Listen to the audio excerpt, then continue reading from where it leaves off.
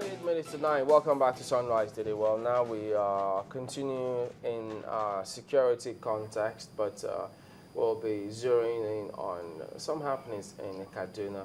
Well, Dr. Suwadogo is here to tell us about that. He happens to be a former commissioner in Kaduna State. He's also a political analyst. Thank you for coming on this morning. Thank you very much and good morning. Quite surprising for some.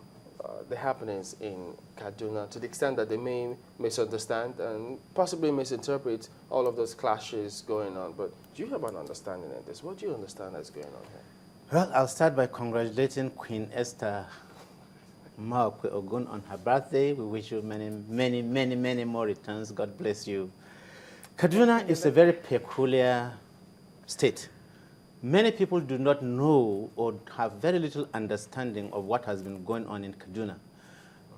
Yesterday, we sat down and counted about 200 ethno-religious crises that have taken place in Kaduna.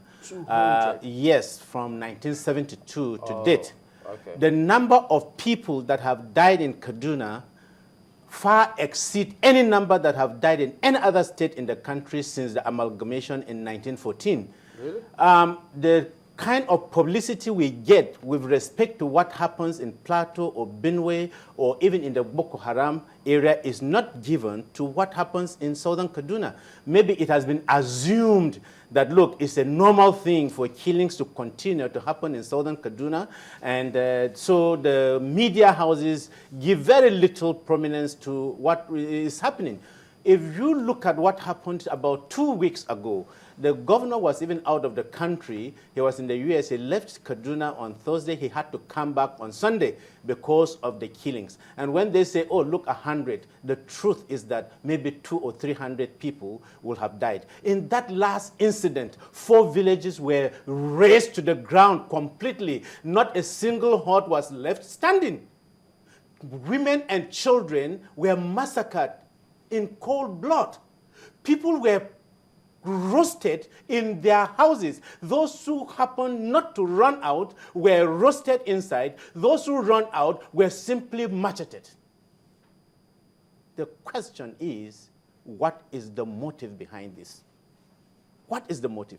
In fact, I am appealing to the media houses to take a trip to these villages in southern Kaduna and see the monumental destruction, what we describe as ethnic cleansing, the complete annihilation of the ethnic nationalities in southern Kaduna. But is that to suggest that the authorities there will sit down and fold their arms and watch that happen? The authorities, is it the state government? What controlled, what kind of, I don't know what to say about this, but let me be honest with you. It is beyond the kind of imagination that many people think that has been happening in southern Kaduna. And we find it difficult to understand. Well, I will not want to say that the authorities are not doing anything, but we also want to believe that if something was being done, maybe we wouldn't have this monumental and, a continuous systematic annihilation of our people. What exactly is the matter, Dr. Dogo?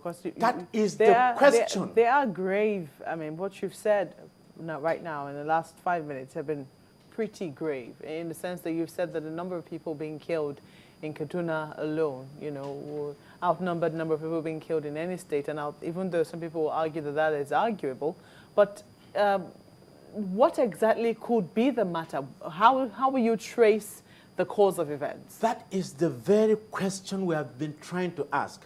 Southern Kaduna people are peace-loving religious people.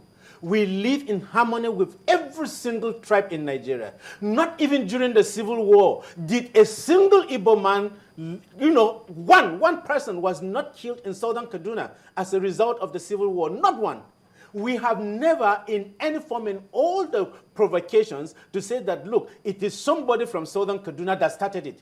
We have only been reacting. And we have never, in any form, let anybody anywhere in the world come out to say that, look, southern Kaduna people just decided to go on the offensive against any tribe, anybody, whether as a person or a group of persons or any religion or any form. It has never happened. It is on record. Whenever there is something, We only try to react and to protect ourselves. And in the reactions, in most cases, we even die more, because by that time, the security agencies will have come out.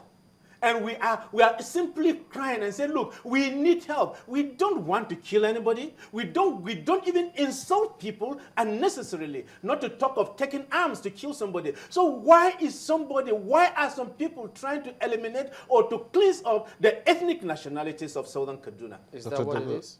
That is exactly my interpretation, because there is no part of Southern Kaduna that is not affected by this ethnic cleansing, by this ethnic annihilation, by this. I am telling you, I'm not exaggerating. That week, when it happened, for 2 days, I couldn't eat, I was weeping. I did not know exactly what is the reason. We are not at war with anybody. We are not against anybody. We are not politically opposed to whatever anybody wants to do. Even if we are in different political camps, we live and we go and eat and drink together. Who do you think carried out the attacks? I cannot tell. And that is what we want to say. We want to ask that the government should come to our aid. And I will say here, look, to be honest, yesterday I sent a text to the Chief of Army Staff, General Minima. I can tell you authoritatively, I felt so proud when he replied and said that today he is on his way to Southern Kaduna. And I can show you the proof on my phone. I was more than glad. I couldn't believe that the Chief of Army Staff, by just sending a text to him, that he will accept, that he will go and see. But he knows the monumental destruction that has taken place in Southern Kaduna. We have asked on several occasions that we do not just need a battalion, we need a brigade in Southern Kaduna. We need an Air Force base in Southern Kaduna for effective surveillance. We don't want the idea of saying that, look, planes will leave Kaduna or Plateau to come there. Let them be based there. We have the land. We will give it to them free. We will contribute to build even some of the structures for them. We will mobilize our youth to carry bricks. Myself, I'll go and carry it. Let us do it. Let us have these things. We are not at war with anybody. Why should somebody want to kill us, destroy our crops, destroy our animals? It was stated, one woman was given a testimony that they took a little child. A little child, you can imagine, and you collect the little child from the hands of the woman, and you do like you slam the little child on the floor and scatter the brain, and Dr. Dogo, it doesn't make sense. Dr. Dogo, it's painful, but these attacks have been blamed on Fulani headsmen, supposed Fulani headsmen fighting against the farmers. Is that what you've witnessed?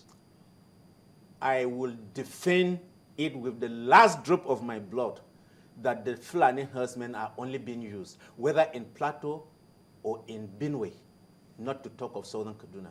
I grew up going out with these same Fulani herdsmen. I will go out from morning till evening, grazing. How many are they? Tell me, a Fulani herdsman finds it difficult to sell his cow. Do you get it? Only when it is absolutely necessary. You will say that these Fulani herdsmen sell their cows, go to buy AK-47, automatic weapons, these launchers, what the military call it, I don't know, go and train, come in the night and go around and kill people that way. That is a serious, huge joke. Not even the worst illiterate can believe that kind of story. How many Fulani herdsmen are only used as scapegoats, and I will stand to defend the Fulani herdsmen to the last degree of my ability. Ask me. I've told people, don't blame Fulani herdsmen. These are terrorists trained in whatever way, wherever they are trained, brought to these places and given the arms, given the ammunition to kill, to maim, and to destroy our people across this very region, from southern part. You know what even made me to, when I heard that the military was organizing an offensive against terrorists in Benue, Nasarawa, and Plateau, I say, oh my God, they have left out even the most vulnerable area, Southern Kaduna. And thank God that the Chief of Army Staff said, look, I am going there today. How many ethnic groups do you have in Southern Kaduna? Southern Kaduna has probably close to 200 ethnic groups. And all of them have been living together, as you said. In absolute harmony. Let me tell you, if you are talking of religion, my uncle was a Muslim. The mosque in my town, Kwai, the first mosque I knew, is less than 500 meters to the chief's palace. And even around that place today, many of them are Muslims. Nobody even knows whether you are a Muslim or a Christian. Nobody thinks of it. So that nobody can ever think that it is that look, Southern Kaduna people are against Muslims. No, it is not. As I am seated here, I have more Muslim friends than Christians. As I'm seated here, I have more Yorubas and Igbos that are friends than people from my area. As I'm seated here, I relate with them in so many dimensions. So if a person comes to Southern Kaduna and said that, look, you want to cleanse the people because they are anti-Islamic, it is absolutely false. So for a problem that has been on for close to a century now, you're saying that they have not been able to find a solution? That is what I am saying categorically, that the solution has not been found. Not even by but the now we want it to be found. Not even by the political leaders of that particular place? Well, if the political leaders have found a solution, maybe we wouldn't even be having Boko Haram today. So the question we are asking, why do we have it? Why has it been persistent? Why are people funding these people to come and kill us? Is it locally? Is it internationally? I'm telling you, look, we have resolved and we have made a submission and a protest even to the federal government, to the state government, to all the local governments. I am here appealing even to the United Nations and the European Union to come to our aid. Even, you know, because I'm just thinking right now that once you served in government, what was the thinking of government at that time? You say it? You once served in government. What was the thinking of the government you served in at that time concerning that particular problem? The thinking of government at that time, I remember very vividly at one of the situations we went to Kafanchan when some of the crises were brewing. We couldn't enter because it was already too hot. And the government came out and tried gathering the leaders of these villages to discuss peace. In my view, the problem is not from the leaders or the chiefs or the local people. There are people from outside sponsoring this terrorism. That is my belief. I stand to be corrected. But I believe sincerely that the crisis in Kaduna State are not perpetuated by the indigents of Kaduna State. It is from outside.